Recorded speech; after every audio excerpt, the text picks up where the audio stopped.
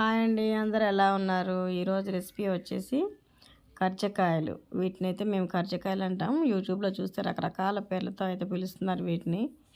కజ్జికాయలని, గజ్జికాయలని, ఇంకేదో అని.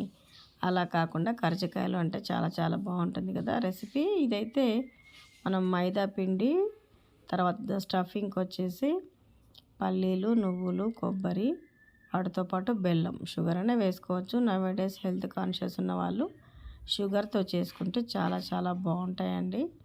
కానీ బెల్లం అనేది కొంచెం హెల్త్కి మంచిది కాబట్టి షుగర్ పేషెంట్ ఎవరైనా ఉన్నా లేదా పిల్లలకు కూడా ఐరన్ కోసం కొంచెం బెల్లం తింటే మంచిది కాబట్టి దానికోసం నేను ఇక్కడ బెల్లంతోనే ట్రై చేశాను. చాలా బాగా వచ్చాయి. మీకు ఈ ఫుల్ రెసిపీ అనేది త్వరలోనే పోస్ట్ చేస్తాను, అది కూడా చూడండి. చాలా స్మూత్గా సాఫ్ట్గా వచ్చాయన్నమాట కజ్జికాయలు. షేప్ కూడా మన ఇష్టం వచ్చిన షేప్ పెట్టుకోవచ్చు. నేనైతే సమోసా కోన్లో కూడా కొన్ని చేశాను, అలా బాగుంటాయని.